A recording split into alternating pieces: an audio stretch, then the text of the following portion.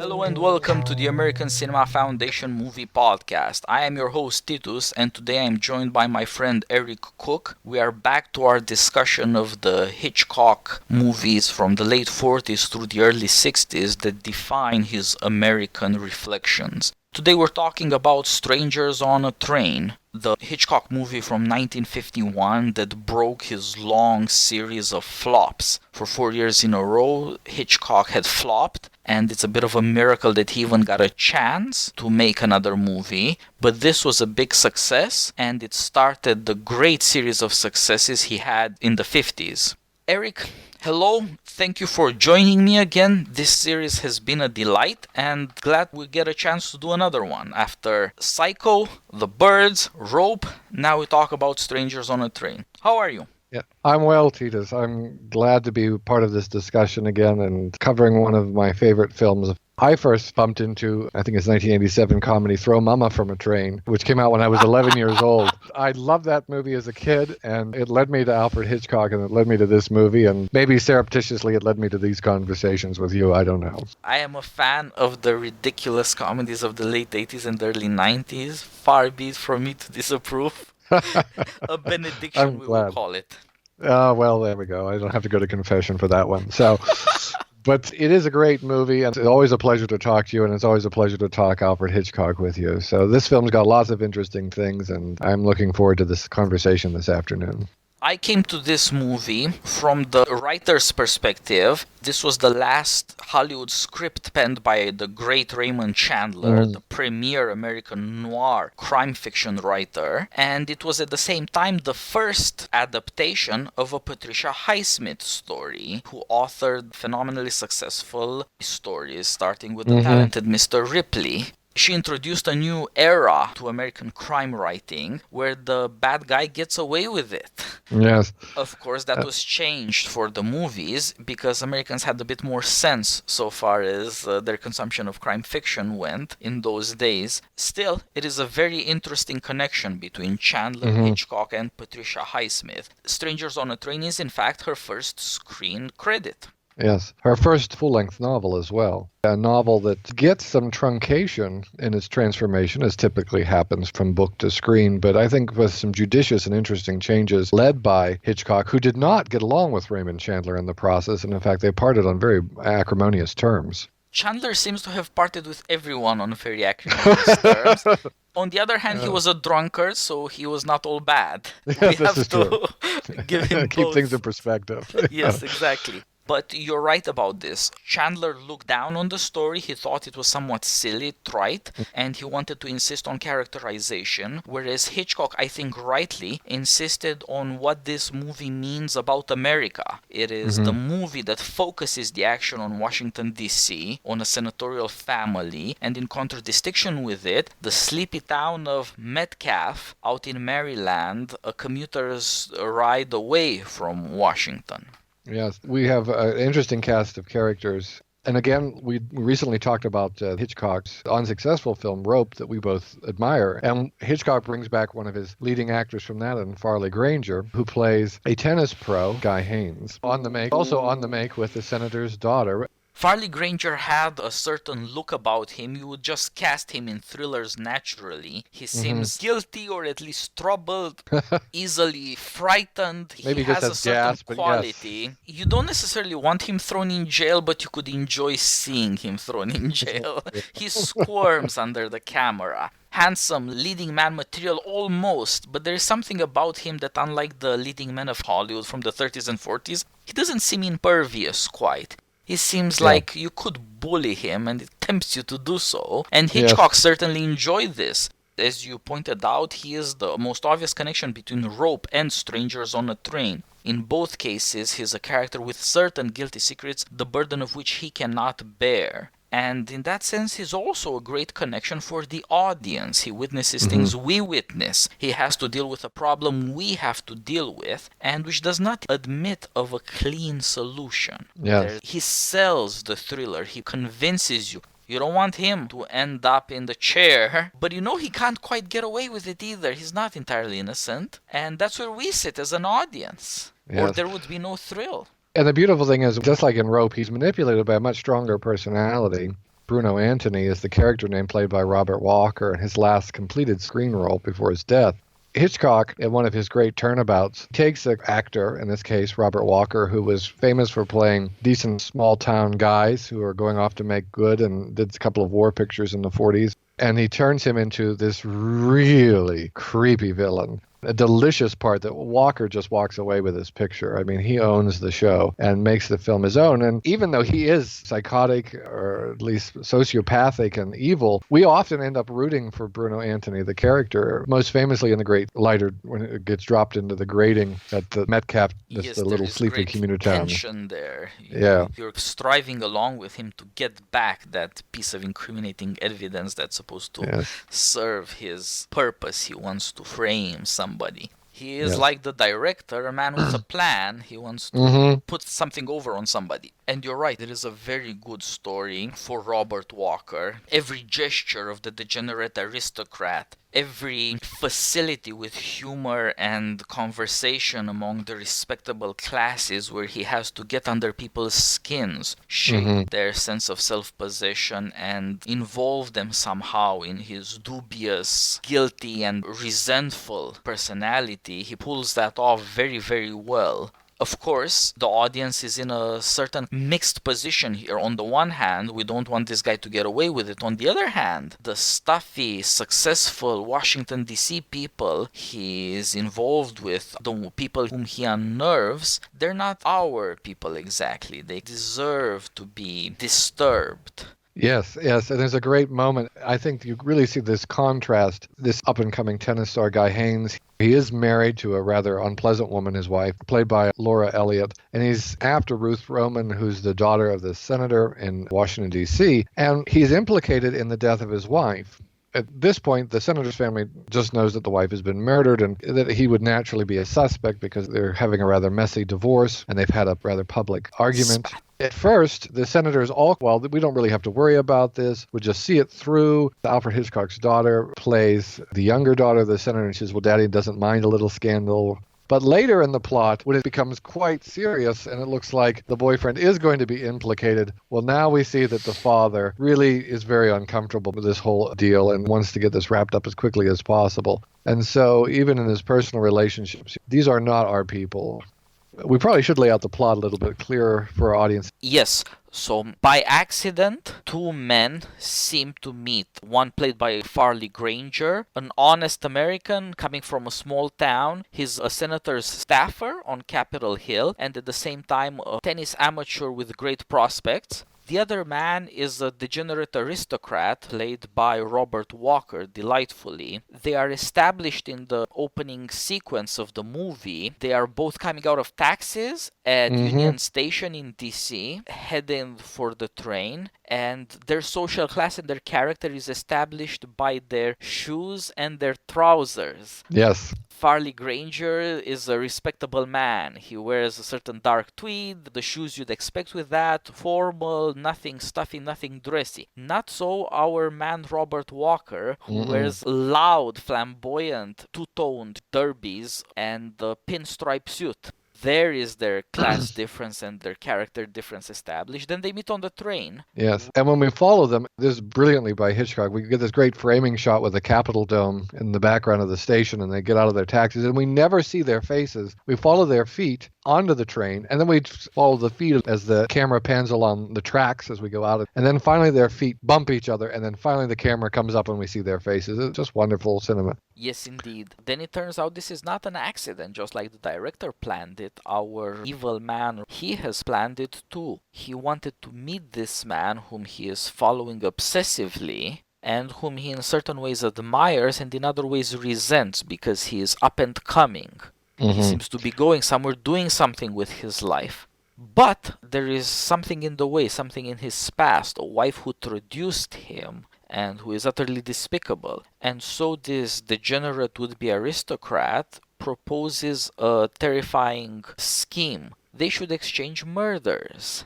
They should murder for each other in order to escape the police. And this is where we get the strange intellectual core of the murder story. Robert Walker has two things on his mind. One of them is that the police catch you, however perfect your murder, because they'll figure out your motive. Now, that Right. is a rationalistic account of murder. You kill people if you have an interest in it, if you profit by their deaths. Now, that's pretty scary, but at the same time rationalistic. And of course, the problem with this rationalism is that it doesn't give an account of the desire to murder, of the anger, the resentment, the dark passions. This comes out in another way. Our aristocrat, idle as he is and furious, talks about speed, movement, and freedom. He says he has done a reckless thing, driven a car at 150 miles per hour blindfolded. Now that has to be a transparent lie, being that driving 150 miles an hour in 1950 is, to say the least, unlikely. The next thing he says is he flew on a jet plane. That's slightly less bold of a lie. It's even possible there did exist jets in 1950, but it was nevertheless a revolutionary act. It was very risky, and this man seems like no Chuck Yeager. The third thing he mentions is he wants to take a rocket to the moon. Yes. And you see in this not just the violence of the motion and the revolutionary character of the new means of transportation, but there is also a certain all-American desire to escape your situation. The evil man wishes to escape his wealthy aristocratic family because he has a father he resents, is a burden. The father is disappointed, even disgusted with him, and the young man can't take it anymore. But we also see this with our Farley Granger character, who wishes to escape his life with the wife who traduced him and the little town he's from for the respectability and the prestige of Washington, D.C., where as a young staffer and hot athlete, up and coming in the tennis circuit, he can hope to marry into a senatorial family. But it turns out neither of them is exactly able to leave his past behind. This is very true. And the scene that plays this out is over a meal, right? And we see this often in Hitchcock, these interesting dinner time conversations. One of the things of the one in Psycho as well. We meet with people over meals to discuss things and develop relationships. And Farley Granger's character realizes that Robert Walker's character, he's got his psychological issues and is going to break away from him. But I want to go back to something you said, too.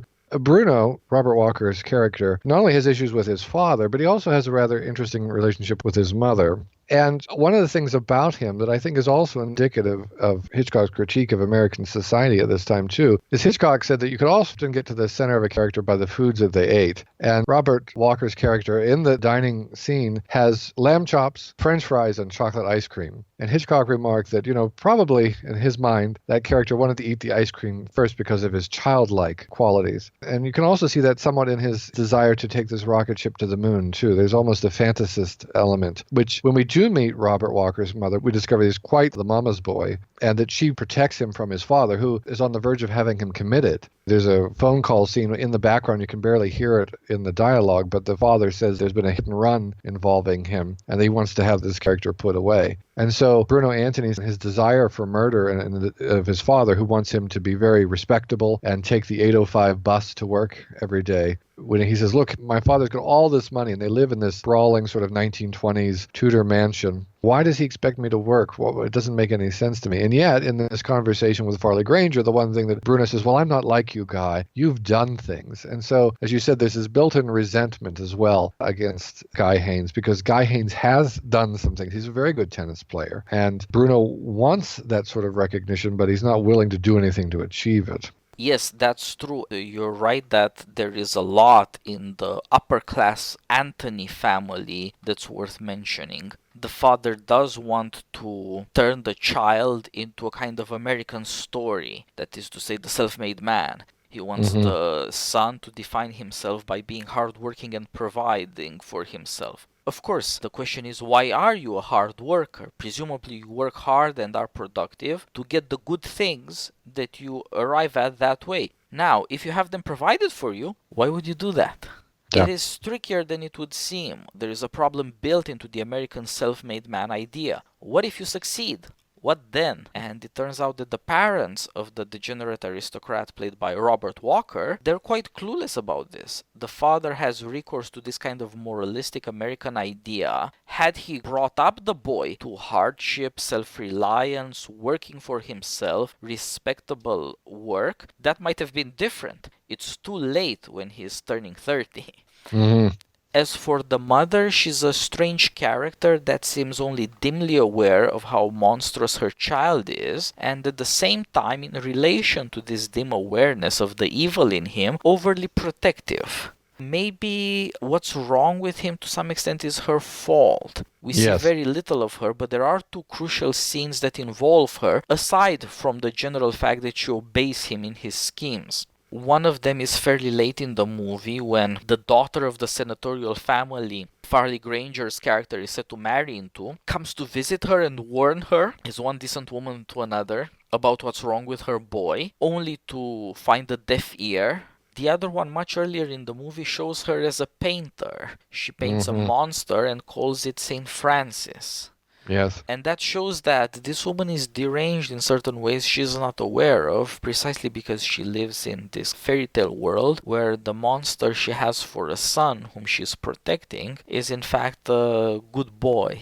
Yeah, it's very interesting. Even Bruno sees the horror in this monstrous painting, and Dmitry Jomkin gives us this horrible crashing chord when we get the reveal of the painting. It's one of the great comic moments in the first third of the picture. Yeah, there's definitely an implication that if there's mental illness, that the railroad, so to speak, runs from mom to Bruno, I think. There's definitely a disconnection there on many levels. And after their dinner, Bruno has, in his mind, entered into a pact with Guy Haines, with Farley Granger, to do this double murder. Farley Granger thinks he's just being very polite and dismissing the slightly off-kilter person he shared lunch with, little suspecting what's about to happen to him. Then we move into the world of Metcalf, the home of Miriam and a former home of Guy. And Miriam, we discover, works at a music shop that sells presumably sheet music, also records, and has these wonderful soundproof booths where Farley Granger confronts his wife and gives her a sizable cash payoff in order to initiate the divorce proceedings that she wanted, because we discover that she's also pregnant with another man's child at this point.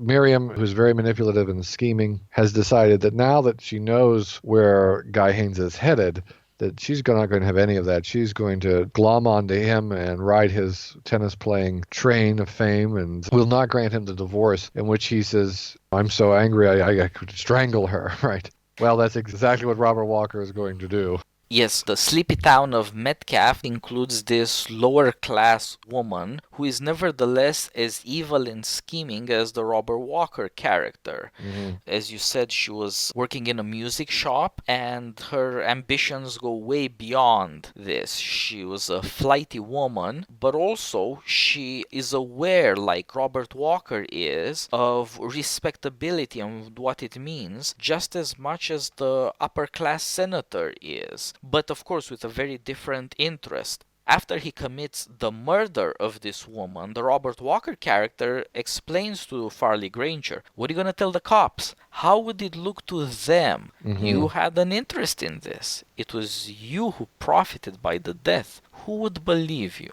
What would it look like to anybody else? This is also the woman's argument. What would it look like to anybody else? Nobody else would know that I traduced you, that this is another man's child. You would look like you're kicking out a pregnant woman. This is how you can turn respectability against the respectable. And this is part of the great art of Hitchcock and the reason he uses, both morally and philosophically, the murder mystery genre. He wants to point out that respectability blinds the respectable, that innocence blinds the innocent as to their weaknesses and where they may receive blame. And this opens up this great distinction between what it means to be innocent and what it means to be respectable. As we already mentioned, the senator, full of gravitas as an American senator should be, tells the young man, oh sure, you've been suspected of murder as the husband of a woman who just turned up dead, but you shouldn't quit your tennis playing, because after all, you're not guilty, you have nothing to hide, as though a man who hears of the brutal murder of his wife could take no suffering from that, no psychological drama, except if he should turn out to be guilty. To pretend to be innocent, therefore, is revealed as the core of respectability. The guilty part is the wicked wife who ends up murdered and her murderer who plans to profit by it in an indirect way. This is what they have learned, that respectability is only a pretense of innocence. There are a couple of other scenes where the degenerate aristocrat proves this. He at some point shows himself in his milieu, in his social environment, first at the tennis club and then at a party for these upper class personages. Even there you see the class distinction. The Farley Granger character appears in black tie, what Americans would call a tux. Not so these upper class characters like the Robert Walker character. They are in white tie, in tails and bow tie and so forth. They're old money. And in both cases, the Robert Walker character wants to impress people with his pedigree. In the one case, by speaking French to awe the Americans there, and in the other case, by persuading aristocratic women that they have plotted murder in their imaginations, in their hearts, in their silly ways, and that they are easily discomfited, but also excited by the conversation of an attractive young man who has outrageous extreme ideas. If they were as innocent as their respectability pretends, they wouldn't be impressed or interested by this unusual and, it turns out, degenerate man. And of course, he, in a moment of insanity, tries to strangle an old woman. These people, of course, do not call the cops or make any gestures that might bring a scandal, because in the right social classes you do not attract attention. As much as the low-class scheming woman wants to get in the papers or get some kind of fame, these upper-class people, whether they are guilty or innocent, want to stay out of the papers. They don't want to attract the wrong kind of attention. And so you see there Hitchcock's reflections on the effects of social class, and the settings he chooses are important for that. On the one hand, you have DC, where you only see attractive mansions, the Washington Monument with the Lincoln Memorial. There's an extended scene at the Jefferson Memorial, which was then completed and was the last of the great neoclassical edifices in the public architecture of Washington, D.C. You also have some scenes at the Capitol, and of course shots of the Capitol Dome by day and by night. This is Washington, D.C. at its most imposing. The majesty of public America is on display, if at a distance. You cannot bring murder, which is a low thing, so close to these high things, but they do coexist in some kind of proximity. Over against this is the small town of Metcalf. You only see small streets, a small train station, a music shop, and of course the amusement park that is so important to the plot. In the sleepy town of Metcalf, a commuter rides away from Washington. The lowbrow people turn out to make a sport, as it were, an interest of a murder scene.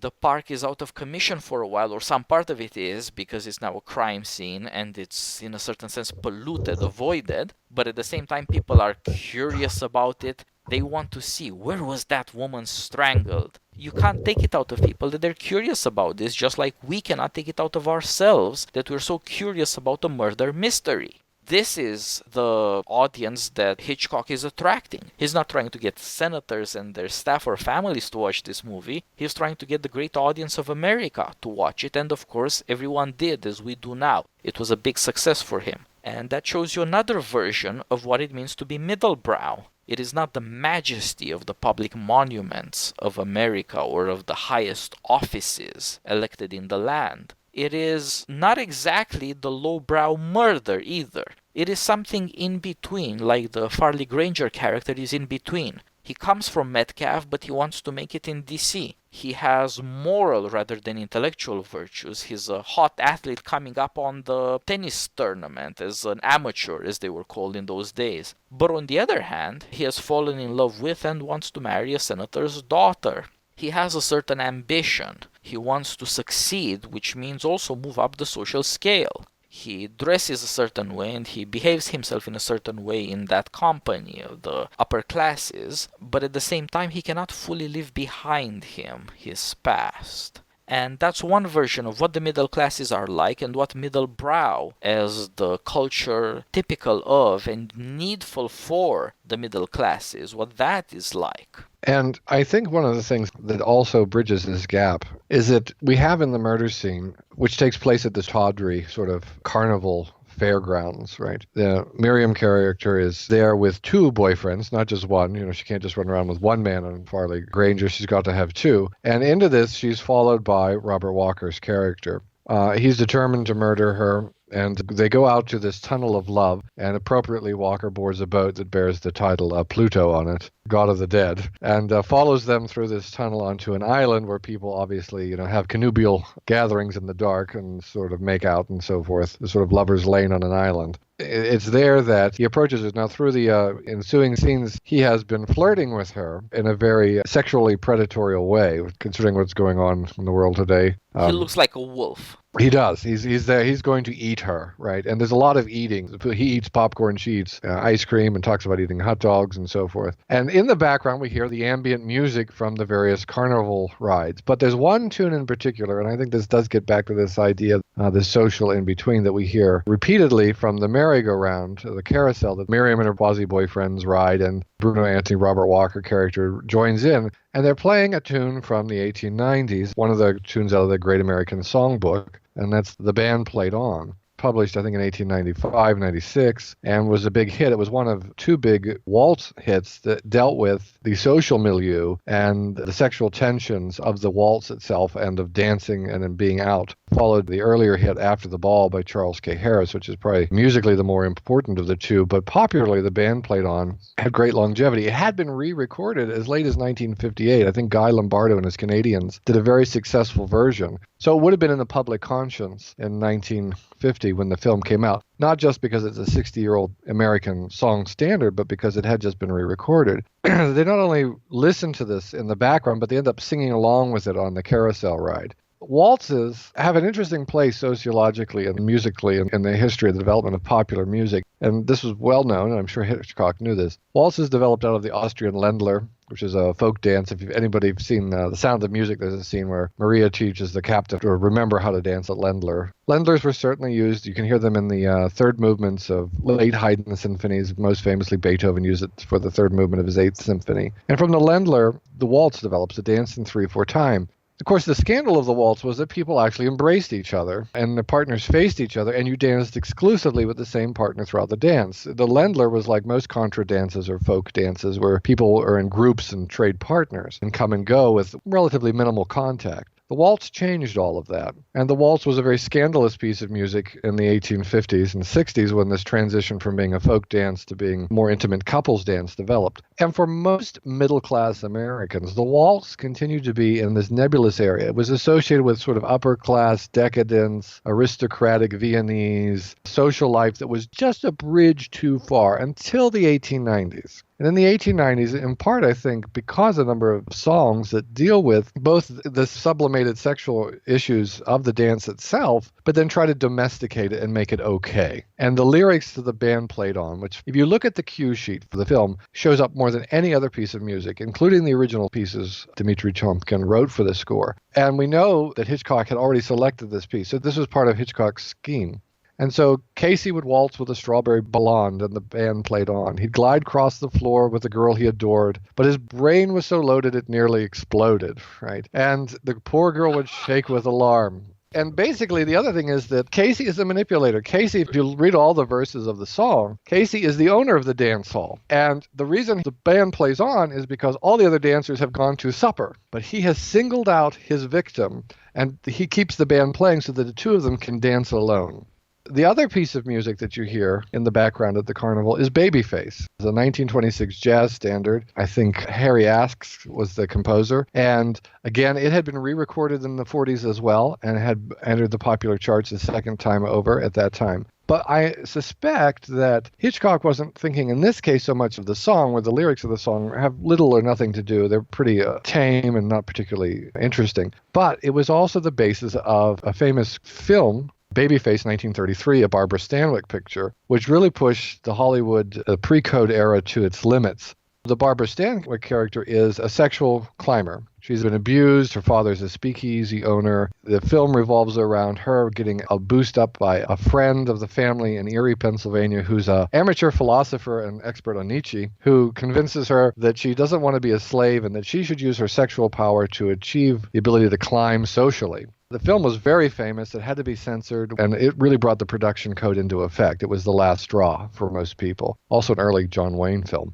Barbara Stanwyck's character does climb the social ladder using her sexual allure. And so it becomes a parallel to what Miriam is trying to do here. So we've got these two pieces of popular music that we hear several times over and over again, including up and through and during the murder scene. On the one hand, we've got this climber, Barbara Stanwyck wannabe in Miriam, but she's going to be destroyed because she's trying to transgress too much, I think, her middle-brow milieu, and it's not going to be allowed. And Brunner, this sort of effete European wannabe aristocrat, is the destruction. It's as if the waltz bites her in the end and gets her. You can't escape what the waltz really is. But those are my 2 cents on the choices of the popular music that are used diegetically in the film at that point.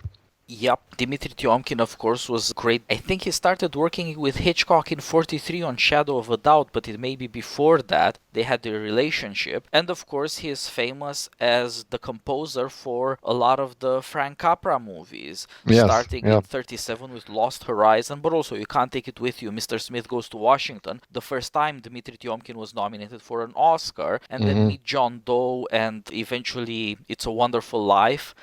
He scored all these things, as well as any number of other movies. Probably he's most famous for High Noon, which won him 2 Oscars, both for score and for song. And he was nominated more than a dozen times for the Oscars. And he seems to have worked well with Hitchcock precisely because he could call on these kinds of melodies that had a certain resonance with the story, made certain comments on characters, on the scene, that help along the movie construction. Just like the director of photography, the famous cinematographer Robert Burks, another man who worked a lot with Hitchcock. They must have made a dozen movies together, maybe more. I Confess, the famous Catholic drama in Quebec with Monty Clift. Dial M for Murder, Rear Window, To Catch a Thief, The Trouble with Harry, The Man Who Knew Too Much, and he's the man who shot Vertigo famously. So Hitchcock could call on these great artists, whether it's directors of photography or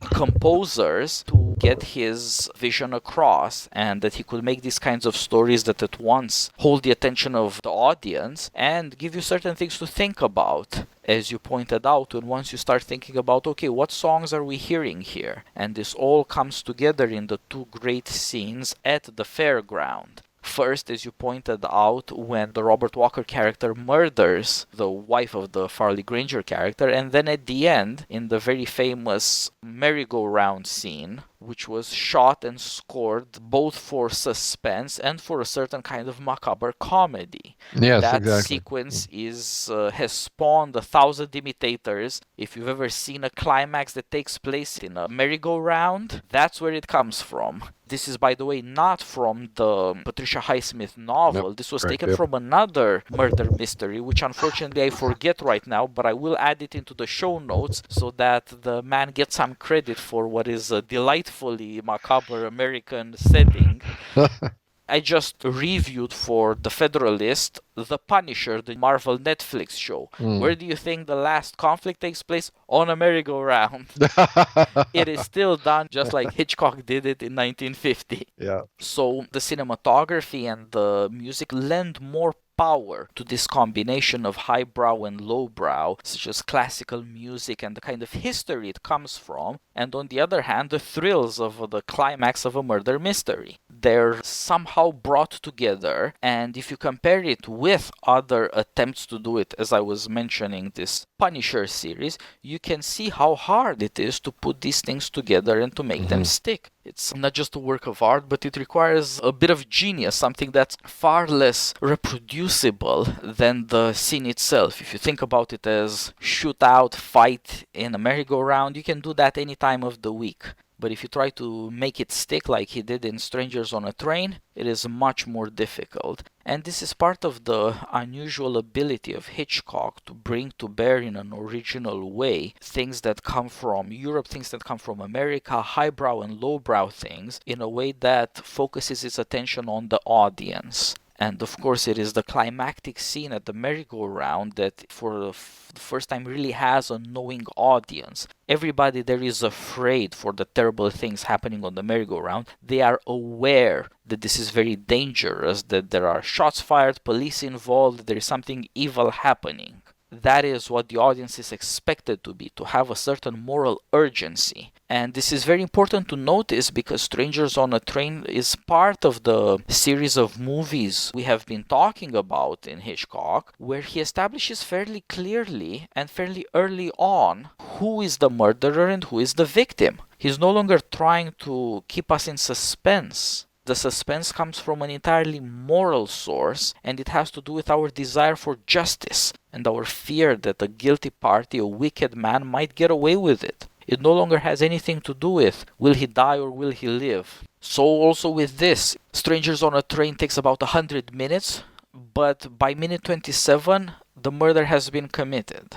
Through the 2 acts of the movie that take more than 2/3, you know what's happened. You know what's at stake. You know who the murderer, who the victim is. The question is, as I suggested, one of respectability, one of knowing what is at stake. And the sociological identification of the audience and the lower class people of the small town of Metcalf is more important than it might seem at first. But in the movie, it comes some 10 minutes after a previous scene with a similar setting, but a vastly different moral import. The young tennis player played by Farley Granger has to play a tennis match, and everyone in the audience is bobbing with the ball, head left, head right, head left, head right. But for him, the match has a certain existential importance. He wants to win the game so that he can run away as quickly as possible to prevent being framed for a murder he did not commit. The audience in that case is respectable people who would attend games at Forest Hills. The only blue-collar person in the cast, a policeman, actually tells Farley Granger in their collegial, chummy way, they have the same background. I've never seen games there, I've always wanted to go. Now he has a chance to watch the games. Everybody there is respectable, and they have no idea what's happening. Of course, it has been pointed out time and again that if the man wanted to get away from the game, all he had to do is lose. There's nothing as quick as losing. 3 quick straight losses and you're scot-free. You can run off and have your adventure trying to prevent being framed. But of course that misses the point. From the point of view of the Farley Granger character, there would have been even other solutions. The question is whether he can reconcile his desire not to be framed with his upper-class aspirations. He cannot abandon the game for that reason. He could have not have shown up at all in the first place if that's what was at stake. He has to show up, but that is a situation where we as an audience know how important the passage of time repeatedly signaled by the process of the game, by his losing a set in the game, and of course by the time he keeps looking at the clock. We understand the importance of all these things, not the audience of the tennis match. And that's a very important sociological observation there. The strange moral urgency of the murder mystery, even in the modified form we see in Hitchcock, comes from his insistence on having a middle-class all-American audience. By abandoning all the respectability that would seem to go with his great art, the great art of somebody like Tiomkin or the director of photography Bob Burks, and instead give you this kind of murder mystery with all its thrills, with its pace, with all the clever suggestions that make you fear and make you hope. Somehow this is where Hitchcock decided to stake his claims and to show what is most important about the new situation of post-war America. I think of Strangers on a Train as a correlative to the movie we discussed last, Rope. They do not just have Farley Granger as a striving, up-and-coming American. In this case, he is a tennis player. In the other case, he was a pianist preparing for a concert career that he has not stepped into, and of course never will, given what happens. But Rope is an interior drama that's all about dialogue and all about the intellectual virtues and the monstrous vices they might lead to, including murder. Strangers on a Train, on the other hand, is all about the moral virtues. There is some dialogue, but not a lot, and there is nothing important being learned or unlearned. We establish early on that Farley Granger plays a man who is not too smart, but competent at his job as a staffer, a devoted lover and prospective son-in-law, and a bit of a sap. He's not smart enough not to be played around with either by his treacherous wife or by this man he meets on a train. He doesn't put two together much, not just because he's innocent, but also because he's not that bright. But of course, not being the brightest bulb in the room doesn't mean you should go to jail. It just means you're vulnerable in certain ways. And so this is a movie not merely about respectability, but also about the moral virtues. This is the kind of young man anybody would want his daughter marrying. And he's in certain ways the American young man. He doesn't have to be the brightest, he doesn't have to be a tech genius like we see in the movies nowadays. He has to be an upstanding citizen, he has to try hard, be somewhat successful, somewhat productive, and in important ways loyal. And all these things he has going for him, but it's just not enough in a shocking situation. And he is confronted with this problem. What would it mean to meet a wicked man who is a good planner, who has a head on his shoulders you don't have? What do you do then? That is what the tension in the movie comes out of, and that is why Hitchcock insists so much on the signs of respectability in Washington, D.C. At the highest level, it's the symbols of majesty, the public architecture of the memorials and the great building of the Capitol. But it is also the respectable family of the senator and their party for the upper class sort of people. It is also talking about having a home in Arlington. It is also going to Forest Hills to the tennis game. All these things have to do with respectability and with an aspiration that I think most of us share. Nobody wants to be infamous. But it is simply not enough. And Hitchcock insists that there is an entire other part of America that you have to deal with. Living in a world where that just doesn't exist or isn't to be talked of wouldn't do. In a certain sense, the lower classes have more moral realism. They are willing to confront, although sometimes as an eager audience of trifles and of gossip and of prurient interests, they are willing to confront the issue of murder and the passions that you could not show in a white tie outfit at a white tie party. Yeah, I think it's interesting too. The one character that sort of is this Professor Collins, who is supposed to be an alibi for the Farley Granger character on the train the day of the murder as he's coming back to D.C. He's a professor of mathematics. He's given a talk on differential calculus, and he's been rewarded, and there's been some sort of celebration afterwards, and he's coming back a bit snookered, and he's singing the old folk song Bill Groggin's Goat on the way back.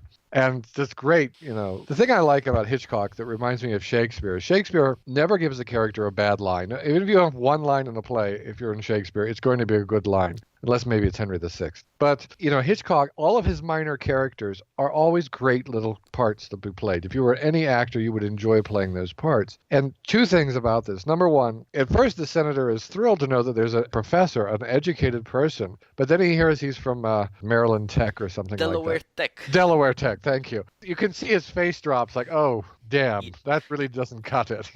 Yes, he hears there's a professor who might provide an alibi and he naturally answers, Harvard? Yes, No, Delaware exactly. Tech. Oh. This is great. And the only other time, also going back to Rope with its focus on the intellectual is, of course, that Bruno says, well, I've been to college. Sure, I've been to college. I've been to 3 of them. I've been thrown out of every one, right? There's a definite shift from sort of the intellectual virtues and vices to the moral here.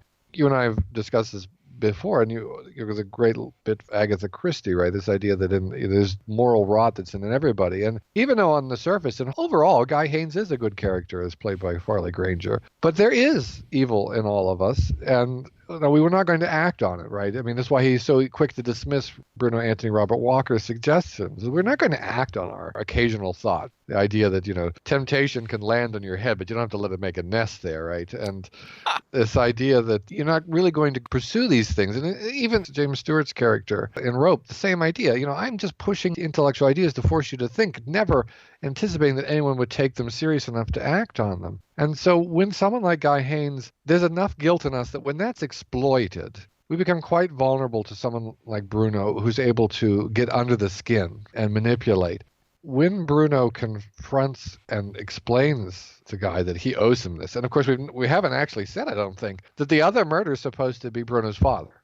Hitchcock uses these great using the talents of Robert Burks with shadow and lighting and drawing on his experience in German expressionism. He'd worked with Murnau in the 1920s. And we see Bruno and Guy discussing this basically behind bars. They're sitting behind a park fence across from his apartment. And we can see how someone like Guy Haines is in fact entrapped by Bruno. As you said, he's not just entrapped on a moral level, but there's a big social component to all of this too. And it's those details that Hitchcock puts in after the tennis match when he's trying to race back to prevent Bruno from planting the evidence, which is this dropped lighter. at the scene of the crime to frame him. We see the sun going down both in the background of the train that he's riding and also at the amusement park, in these parallel sense of this passing of time. Hitchcock always, it's the small details that add up. Like you said, it's not just that someone can take these moments and film them and reframe them and remake them. Certainly that can be done. But even the lobster tie that Bruno wears in the first scene, Hitchcock designed that, right? And he placed the elements of garbage in the drain when Bruno fishes out.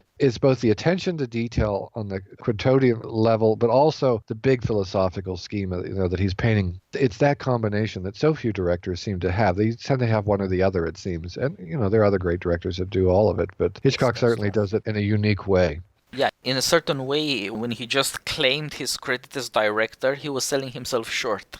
Yes. And you're right about the tie. It is shaped for a claw. Yeah.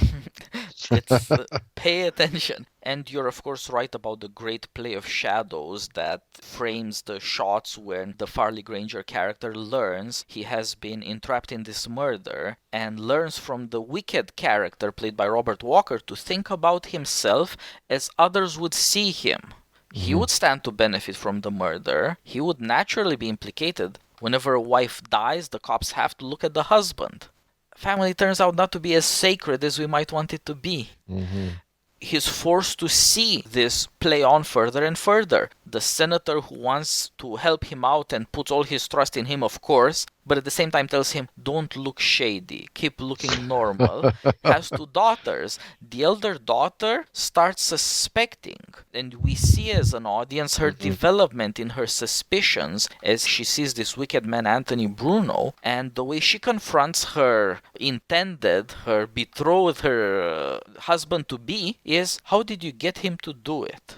That moralistic reaction that you must be involved in this. There's a wicked man in your life, you must be guilty of it. She brings it with her, and he is shocked at this, but at the same time it is what he had feared all along, why he kept his secret.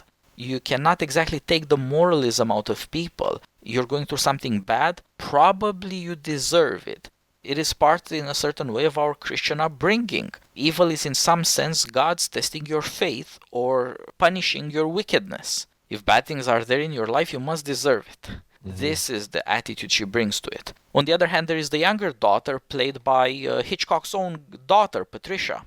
As elegant and beautiful and patrician as the elder daughter is, so is the younger daughter plain, bespectacled, and she has an all-American interest in the demotic. This reminded me of the great comedy The Philadelphia Story, in which the elder daughter is played by Katharine Hepburn, who is all of Bryn Mawr, all of modern woman progressive pretense and principle. Whereas the younger daughter plays a number made famous by Groucho Marx, Lydia, oh Lydia. She's an encyclopedia, Lydia the tattooed lady. Because the younger daughter loves the demotic. She's just in love with America. So also in this movie, and it is this younger daughter played by Patricia Hitchcock who says, well, think about it from the cop's point of view. Of course they're going to suspect it. He was going to profit by it. And in a certain way, she does this in all innocence, but her senator father says, my dear, we will have murder at the doorstep. Let us not bring it into the living room. There's a certain assumption of aristocracy. You can keep the facts of life at the door. Yes. This brings me to an anecdote about Hitchcock. Patricia Hitchcock said that during the setting of the film, when they were doing the amusement park sequences, at some point her father said, I'll give you $100, just get on the Ferris wheel and ride up there.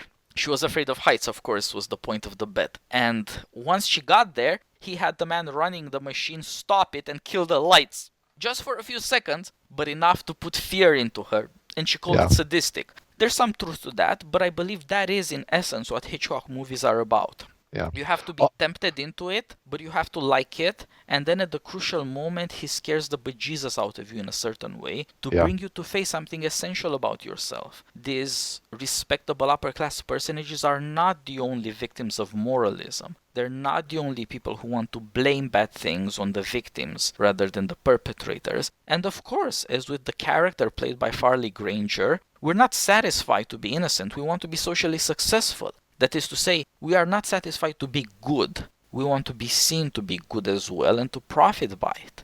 That is the moral core of the story. Had the Farley Granger character been satisfied to be scapegoated just to tell the truth and to see right done, at least in part, none of this needed to have happened. But he's not Jesus Christ. None of us is. We would rather get away from the uglier parts of life. Nobody wants to ascend that cross and be nailed to it and be spat upon and stabbed with a spear. If I could pick a small bone of contention with you about that Patricia Hitchcock quote, in one interview I saw with it, she never said that it was sadistic that she was left up there. She said that was misquoted by lots of other people who've also spun the story that he left her up there for a long amount of time. What she said was sadistic. He never paid her the money. That even fits better with the theater goer. Yes. You like the movie or not, you're not going to get your money back. That's right. Those are sunk costs, and buyer beware. Very good. Well, Eric, thank you for joining me again. This is our 4th Hitchcock podcast, and My let us pleasure. do more when we have a chance. This is great stuff to work with, and hopefully we can find some way to bring this back and to bring a kind of reflection to it that corresponds with the middle-class identity of Americans as an audience and the middle-brow identity of Hollywood cinema. I agree. I think what our culture needs is a good, healthy dose of mid-century middlebrow in its virtues and its vices both. And yeah, I have been thoroughly enjoying getting the opportunity to watch some new Hitchcock films that I'd never explored before and rewatch old favorites and talk about the music with you. I think at some point we've got to talk about Throw Mama from the Train and Mel Brooks's High Anxiety, the great Hitchcock parody. So it would be that's when we're done with episode at some point, right when we're done with Hitchcock we parodies, can do so to speak. Yeah, and I'd like to at some point too. I think my interest in cinema, a lot of it has to do with silent film, and as I watch some of these Hitchcock films with new eyes or ones I haven't seen before, the thing that strikes me is, directors like Hitchcock and William Wyler and the whole host of greats from the 40s and 50s. They're coming out of a long career from the silent era on and developing skills that I think no filmmaker today can do. And so it's been a great, great ride so far exploring these films with you, and I really appreciate being included in the project. Always a pleasure, Eric, and let's do this again soon. Take care. Sounds good. You too. Bye-bye.